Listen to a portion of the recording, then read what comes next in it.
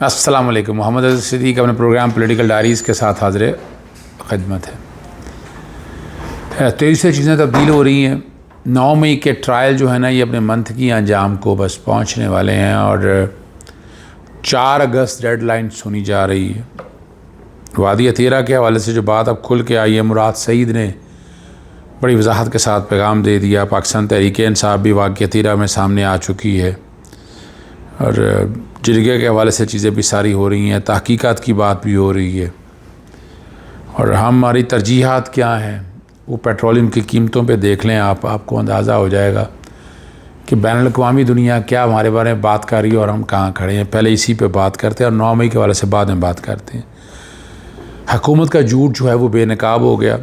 आलमी agency fake news watch dog का पाकिस्तान से मुताल्लिक़ तफसीली वाइट पेपर जारी कर दिया। उस वाइट पेपर पेट्रोलियम से मुताल्लिक़ झूठ के अनुमान से 38 सफ़ात पर मुश्तमिल है। हकीकी कीमत छुपा कर आवाम को अंधेरे में रखा जाता है। कीमतों पर IMF को कुर्बानी का बकरा बनाया जाता है। फ़ैसला हुकूमत ही करती है। आलमी कीमतों को जवाज़ बनाकर असल वजूहात आवाम से छुपाई गई। साल 2000 में बैनुल-अक़वामी मार्केट से कीमत $22 फ़ी बैरल थी। साल 2000 पाकिस्तानी पेट्रोल की कीमत $30 फ़ी लीटर थी। आप यहाँ से अंदाज़ा लें आज हम कहाँ खड़े हैं। 2025 में कीमत $59 फ़ी बैरल हो गई और पाकिस्तानी पेट्रोल की कीमत $272 फ़ी लीटर हो गई। हर लीटर पेट्रोल पर $103 लेवी और टैक्सेस से अवामी इस्तेहसाल जारी है। पेट्रोलियम लेवी के नाम पर गुज़श्ता साल अवाम से 1.02 खरब रुपये निकलवाए गए। 2022 से साल 2025 तक पेट्रोलियम की कीमत में $118 का इजाफा हुआ। पेट्रोलियम सेक्टर के डीरेगुलेशन करीब है। कीमतें हुकूमत ही तय करती है, ओगरा सिफारिश करता है। फ़ैसले का इख्तियार वजारत के पास है। पेट्रोलियम कीमतों में कमी ताख़ीर का शिकार, सबके फौरी इजाफा दोहरा मेयार, अवामी रिलीफ से गुरेज़ और महसूलात जमा करने में जल्दबाजी की जाती है। अवाम को सिर्फ कीमत बताई जाती है, कीमत का फार्मूला छुपाया जाता है। कौमी मफाद की आड़ में अवाम पर बोझ और हुकूमती मरात बरकरार।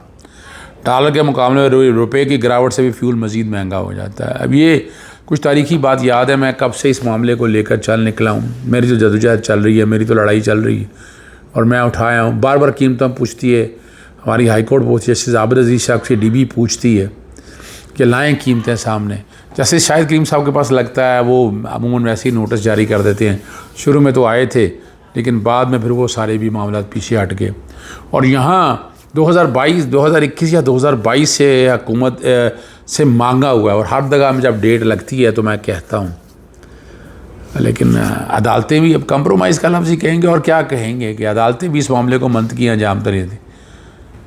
और अवाम का इस्तेहसाल जो एक्सप्लॉयटेशन जारी है और हम बेबस हैं। मैं तो उठाता रहता हूँ मामले को, मैं कितनी का आवाज़ उठाऊँ। मेरा तो काम आवाज़ उठाना है और मैं आवाज़ नॉक कर देता रहता। एक एक इशू छेड़ता हूँ मैं, एक एक बात मैं खुल के करता हूँ, यानी मुझे कोई दिक्कत नहीं है। और आप सिर्फ यहाँ से अंदाज़ा लगा लें कि क्या हालात हैं। जो कर्ज़े हैं उनकी तफसीलात के लिए मैंने बड़ी जद्दोजहद की है कि कितना कर्ज़ा है, लोकल कितना है, बैनुल-अक़वामी कर्ज़ा कितना है, कितना सूद है, क्या कोलैटरल्स हैं, क्या स्केयर। और डेट लिमिटेशन एक्ट यहाँ पर मौजूद है कि आप GDP का 60% से ज़्यादा कर्ज़ा नहीं ले सकते। यहाँ कितने कर्ज़े हैं। फिर सागडार ने अपने दौर के अंदर जब पिछली दफ़ा वज़ीर ख़जाना थे तो जनाब उन्होंने डेट की डेफिनेशन ही बदल दी। आप अंदाज़ा लगाएं, यानी क्या जुल्म है, क्या ज़्यादती है। तभी तो ये मुल्क अपनी जगह आ नहीं रहा कि यहाँ फ्रॉड होता है, यहाँ धोखाधड़ी होती है। अब ये इतना बड़ा पेपर है, इस पेपर पे क्या कहेंगे आप बताएं, आप क्या कहेंगे, क्या कहना है आपने।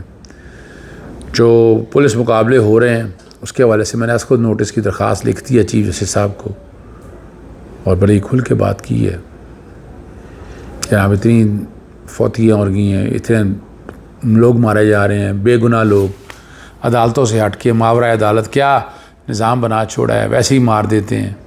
अच्छा वो तरीक़ाकार यही है, यानी पहले क्यों नहीं पुलिस मुकाबले इतने होते रहे जो अब शुरू हो गए हैं इतने पुलिस मुकाबले। ज़रा लाइन और डाटा लेके आएँ, तादाद बताएं सारी क्या है पुलिस मुकाबलों के हवाले से। कौम को ज़रा ये भी बताइएगा, बताएं ना कौम को ये क्या है। एग्जैक्ट तादाद बताएं ताकि पता चल सके क्या है, क्या जुल्म और ज्यादती हो रही। तो चीफ जस्टिस साहब ने सुप्रीम कोर्ट ऑफ पाकिस्तान ने नोटिस तो कोई नहीं लेना, उन्होंने बड़ी बातें की हैं बड़ा जुडिशल अफसर्स के हवाले से। अब वो क्या है, वो रिटोरिक ही रह गए हैं, लोग नहीं यकीन करते आपकी इन बातों के ऊपर। यहाँ वैसे एक कमीशन बनाने की दरख्वास्त भी मैंने दी है वफाकी हुकूमत को कि पुलिस मुकाबलों के हवाले से एक कमीशन भी तश्कील दिया जाए जो इन बातों को देखे, ढूंढे, तहकीक करे और चीज़ें सामने लेके आए। अब आते हैं आखिरी बात की तरफ। मुराद सईद का कहना है कि अमन की तहरीक साथियों को पैगाम दिया था कि हम भले अपने इलाकों में लाखों की तादाद में निकलें, लेकिन डॉलरी जंग की ख्वाहिश रखने वाले ऑपरेशन का इरादा कर चुके हैं। उन्होंने फ़ैसला कर लिया कि दफ़ा फिर हमारे लोगों को बेघर करना है और इस आड़ में हमारे वसाइल पर कब्ज़ा करना है, लिहाजा हमें पुरअमन मार्च का रुख इस्लामाबाद की तरफ जिरगा बुलाना होगा।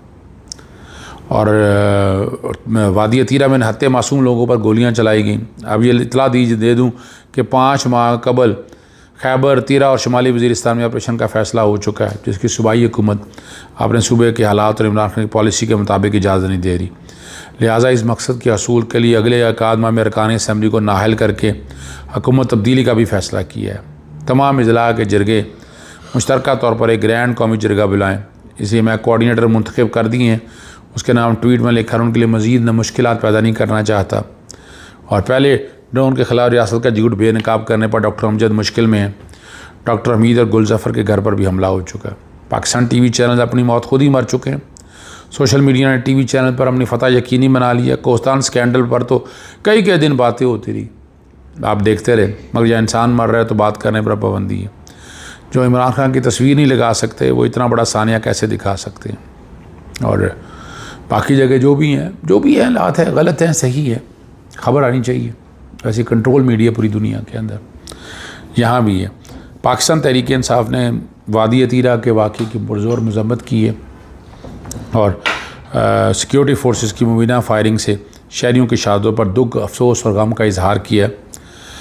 जब हुकूमत एक ज़ख्मी बच्चे की मौत पर एहतजाज अमन मार्च में ज़ख्मी हुआ तो सिक्योरिटी फोर्स सीधी फायरिंग से पहले ना कोई वार्निंग दी गई और ना ही मुज़ाकरात का अमल हुआ, बल्कि सीधी फायरिंग की गई है। अब ये बातें वो सारी आ रही हैं, जो भी है इसकी तहकीक होनी चाहिए, चीज़ें सारी सामने आनी चाहिए और वाज़ेह पता चलना चाहिए कि आखिर हालात और वाक़यात असल बात क्या है, कहानी क्या है, सामने आनी चाहिए। वाक़े की तहकीकत की जाए, जहाँ ज़रूरी हो कानूनी कार्रवाई अमल में लाई जाए। शोधा के लवाकिन को 15 लाख रुपये भी जब तक 2 लाख रुपये मुआवजा दिया जाए, ये बातें की हैं। लेकिन इसके ऊपर आकर जो है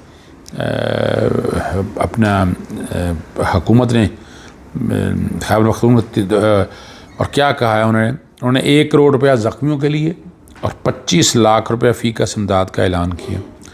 खैबर पख्तूनख्वा हुकूमत पायदार अमन, तहफ़्फ़ुज़ और अवामी एहतराम के फ़रोग़ के लिए पुरज़्ज़म है। ऑल पार्टीज़ कॉन्फ्रेंस में नहीं वाक़िअतन मामला हल करने पर संजीदगी से गौर करके तजावीज़ मुरतब की गई थी। कमाइली माहिदीन और जिरगों वगैरह और सभी सूबाई सतह पर होने वाले मामले में ये अब खैर जनाब अली मीन गंडापुर साहब के हवाले से बात आ गई है। 9 मई के हवाले से जुवेनाइल जो माइनर बच्चे हैं, 18 साल से कम बच्चे जो हैं, उनका ट्रायल इकट्ठे नहीं हो सकता। पर्चा दर्ज करते हुए कहा जा रहा है कि 3 से 4 जो है ना वो माइनर थे। वो एक दरख्वास्त दी है जनाब दहशतगर्दी के जज उसे डिसाइड नहीं कर रहे। सुना है उनके ऊपर रिकवरियाँ भी डाली गई हैं, मेरे पास खबर नहीं है इस हवाले से अभी, और शायद उनका शनाख्त प्लेट भी नहीं हुई है। फिर जब उन्हें इन्वेस्टिगेशन की गई है तब भी प्रोविशन ऑफिसर या कोई मैजिस्ट्रेट के सामने ये सारा प्रोसेस नहीं हुआ है। दरख्वास्त दी गई थी, मुझसे रब्ता किया गया था, मैं अब उसको देख रहा हूँ और मैंने दरख्वास्त बनाकर ड्राफ्ट बनाकर भेज दी है कि आप ये बाकायदा दरख्वास्त फ़ाइल करें कि जिसमें ये मुख्तलिफ़ चीज़ें जो है ना वो सीखें, सामने लाएँ, और एक एक चीज़ सामने लाएंगे तो अब तक चीज़ें बड़ी वजाहत के साथ सामने आएंगी। मैं राइट टू फेयर ट्रायल और ड्यू प्रोसेस का हर एक को हक़ है ना जी, तो जो हो रहा है उसका हक़ तो उतना मिलना चाहिए ना, वो हक़ तो नहीं छीन सकते आप ना। अब आइन और कानून जिस बात की इजाज़त नहीं देता तो आप कैसे कर सकते। बहुत सी चीज़ें मैंने मांगी हैं, उनमें पता नहीं गार्डियंस की तरफ से किस तरह ये ट्रायल, अगर बच्चे जो माइनर थे तो ट्रायल ये कैसे चल रहा है, ये बड़ा सख्त सवालात है। फिर बैकग्राउंड पे मैं ट्वीट चला देता हूँ जिसमें मैंने वो गुफ्तगू की थी, दोबारा वो चल जाती है। मैंने ट्वीट की है। इजाज़त चाहता हूँ। अस्सलाम वालेकुम, अल्लाह हाफ़िज़। पाकिस्तान जिंदा।